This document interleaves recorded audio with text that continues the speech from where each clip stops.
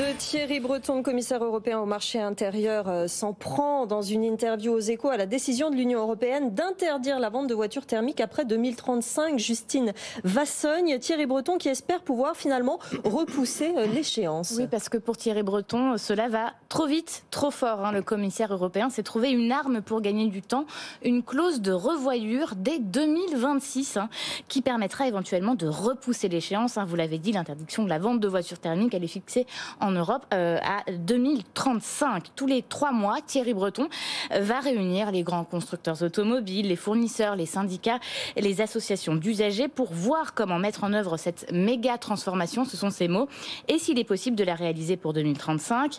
Cette transformation, elle pose 3 défis majeurs. D'abord, elle risque de détruire 600 000 emplois en Europe, selon les calculs de Thierry Breton.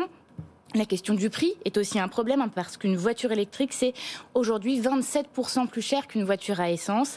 Reste enfin le problème des matières premières. Il va falloir 15 fois plus de lithium, 4 fois plus de cobalt, 3 fois plus de nickel pour produire toutes ces voitures électriques. Ce que dit aussi le commissaire européen au marché intérieur, Justine, c'est qu'il ne faut surtout pas renoncer au thermique. Oui, l'Europe a interdit la vente de moteurs thermiques en 2035, mais ce n'est pas le cas de l'Afrique, de l'Amérique latine.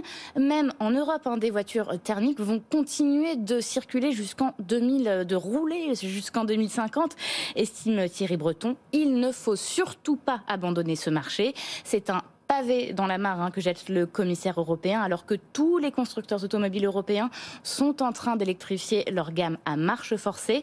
Pour le moment, aucun n'a réagi à ces déclarations, mais nul doute que certains vont saisir la balle au bond parce que tous partagent l'inquiétude de Thierry Breton. Jean-Marc, c'est vrai qu'on n'est pas tous égaux face à l'électrification. Oui, je pense qu'effectivement, il ne faut pas confondre vitesse et précipitation.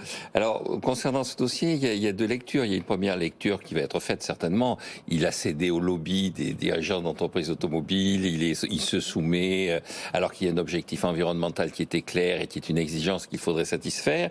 Il a cédé aussi aux lobbies syndicaux. C'est-à-dire qu'on n'imagine pas qu'au 19e siècle, les cochers aient obtenu la création des chemins de fer en disant, vous comprenez, notre emploi va disparaître, donc il va falloir éviter ce genre.